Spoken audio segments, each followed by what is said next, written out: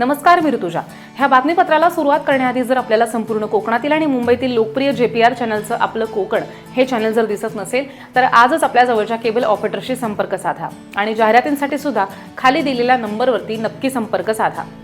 पेण तालुक्यामधल्या वाशी वडखळ विभागामधल्या 13 ग्रामपंचायती हद्दीतील 70,000 लोकवस्तीला येत्या आठवड्याभरामध्ये आठवड्यातनं एक दिवस पाणी पुरवठा होणार आहे, असं पत्र संबंधित सरपंच आणि प्रशासकांना जिल्हा परिषद ग्रामीण पाणी पुरवठा कार्यालयानं पाठवले आणि त्यामुळे संतप्त झालेल्या माजी जिल्हा परिषद बांधकाम सभापती संजय जांभळे यांनी आज दुपारी 3 वाजता तातडीनं पत्रकार परिषदेमध्ये स्थानिक लोकप्रतिनिधींची पाणी टंचाई समस्येवरती उपाययोजना न केल्यामुळे जनतेला तीव्र पाणी टंचाईचा सामना करावा लागतोय, त्या समस्येला जानेवारी महिन्यापासून सामोरं जावं लागणार आहे। त्यामुळे ह्या समस्येवरती आता जनतेनं उठाव करून आगामी निवडणुकीमध्ये हा मुद्दा लोकप्रतिनिधींच्या समोर ठेवून यांना गावबंदी करावी असं सुद्धा खारेपाटातील जनतेला पत्रकार परिषदेतनं आवाहन केलंय।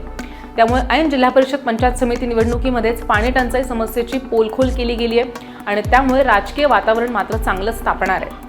केंद्र आणि राज्य शासनाची जलजीवन मिशन योजनेतील निकृष्ट कामं झाली आहेत, त्यामुळे जनतेला पाणी मिळत नाहीये। जे जलकुंभ बांधलेले आहेत त्यामध्ये अजून सुद्धा थेंबर सुद्धा पाणी सोडलं गेलेलं नाहीये। काही ठिकाणी जलकुंभ लिकेजेस आहेत, त्यामुळे त्यात झालेला करोडोंचा भ्रष्टाचार सुद्धा ह्याबाबत जनतेने आवाज उठवावा, यासाठी ह्या निवडणुकीमध्ये सज्ज राहण्याचं सुद्धा आवाहन केलं गेलंय। 38 कोटींच्या योजनेचा बोजवारा उडालाय आणि आठवड्यामध्ये 2 वेळा पाईपलाईन ब्रेक होऊन पाणी पुरवठा विस्कळीत होतोय। गेली 25 वर्ष पाणी टंचाईचा सामना खारेपाटातील जनतेला उन्हाळ्यामधल्या 5 महिने सोसावा लागतोय। उपाययोजनेबाबत स्थानिक नेत्यांनी ह्याकडे का लक्ष दिलं गेलेलं नाहीये किंवा का लक्ष दिलं नाहीये? हेटवणे धरण भूमिगत कालव्याच्या कामामुळे शेतकरी बांधवांचं उन्हाळ्यातील शेती लागवड नसल्यानं उत्पन्न बुडालंय। खरीप हंगामातील उत्पादन अतिवृष्टी, सततचा पाऊस पडल्यामुळे हे सुद्धा मातीमोल झाले आणि अशा परिस्थितीमध्ये पाणी टंचाईचं संकट जनतेच्या जीवावरती उठतंय। त्यामुळे जनतेचा सेवक म्हणून मी ह्याबाबत खारेपाटातील जनतेच्या पाठीशी ह्या समस्येची लढा देण्यासाठी सुद्धा नेहमी तत्पर राहीन असंही सांगितलंय। याबाबत पत्रकारांनी आपण निवडणूक उमेदवारी करणार का ह्या प्रश्नावरती उत्तर देताना इंडिया आघाडीच्या नेत्यांनी मला ह्याबाबत बोलवून विचारणा सुद्धा केली आहे। वडखळ जिल्हा परिषद मतदारसंघाचे मी 2 टर्ममध्ये प्रतिनिधित्व करून बांधकाम सभापती पद सांभाळलेलं आहे। नेते मंडळींची गरज आणि जनतेला माझ्या उमेदवारीची गरज लक्षात घेऊन इंडिया आघाडीचे नेते ह्याबाबत बैठक घेऊन विचारविनिमय करत आहेत आणि माझी उमेदवारी त्यांना आणि जनता जनार्दनाला हवी आहे। त्यामुळे 2 दिवसांमध्ये ह्याबाबत अपेक्षित निर्णय शेकापचे भाई जयंत पाटील घेतील आणि त्यावेळी आपणास सांगितलं जाईल। पण उमेदवार म्हणून मी जनतेसाठी उभा राहणार आहे हे निश्चित आहे। संजय जांभळे यांची जिल्हा परिषद वडखळ गटामध्ये उमेदवारी ही मोठी लक्षणीय बाब ठरणार आहे आणि भाजपा महायुतीसाठी ती आव्हानात्मक सुद्धा ठरणार आहे। पाणी टंचाई हा सध्या मोठा भीषण प्रश्न आहे, मोठी समस्या आहे आणि ह्याबाबत प्रशासन आणि लोकप्रतिनिधी काय उपाययोजना करतात याकडे सुद्धा मी अधिक लक्ष केंद्रित करीन।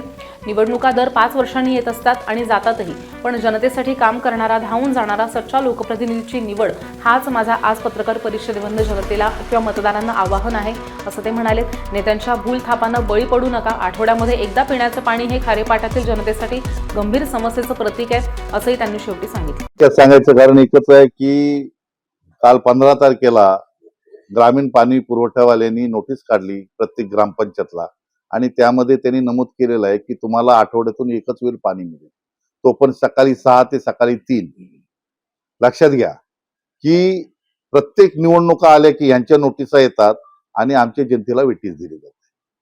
पुन्हा तो पाणी देत असताना त्यांनी सबब काय सांगितलेले आहे की शापाडा पाणी संपलेलं आहे, त्याच्यामुळे आम्हाला त्याचं नियोजन करणं आहे। आता नियोजन करत असताना डिसेंबर पर्यंत पाणी पडत होता आणि असं काय घडलं की जानेवारी पासूनच पाणी संपला, पण अजून आपल्याला 5 महिने जायचे, कारण मे जूनच्या शेवटच्या 7-8 तारखेला 15 तारखेला पाऊस पडतोय, याचा अर्थ आपल्याला 5 ते 6 महिने अजून लोकांना पाण्यापासून वणवण करायला लागेल। जर आता जानेवारीलाच ही वणवण करायला लागली तर पुढे काय होईल याच्यासाठी सर्व जनतेला कळकळीची विनंती करतो की या पाण्या प्रश्नासाठी आपल्याला ज्वलंत असा लढा द्यावा लागेल। कारण भारतीय जनता पक्षाचे इथे खासदार आहेत, भारतीय जनता पक्षाचे इथे आमदार आहेत आणि या प्रभागामध्ये भारतीय जनता पक्षाचा पण जिल्हा परिषद सदस्य होता। त्याच्यामुळं आपल्याला इथे योग्य नेतृत्व देऊन या समाजासाठी, पाणी प्रश्नासाठी ज्वलंत लढा लढावा लागेल आणि त्याच्यासाठी आपल्याला कुठल्याही परिस्थितीमध्ये लढा लढवल्याशिवाय पाणी मिळणार नाही।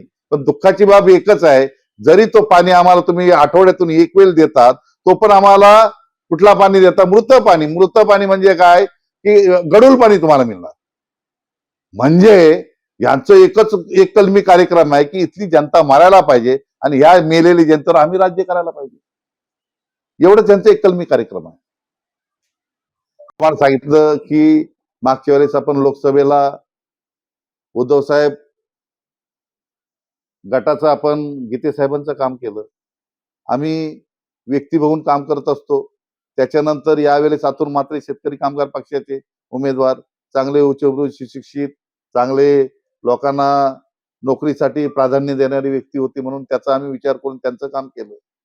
जर महाविकास आघाडीची या विभागामध्ये जर युती झाली आणि होणार रायगडमध्ये झाली तर यामध्ये त्या युतीतून जर मला सीट मिळाली तर मी नक्कीच सांगतो की आदरणीय जैन भाई यांच्या नेतृत्वाखाली त्यांच्या पक्षाच्या यात जर सीट मिळालं तर त्या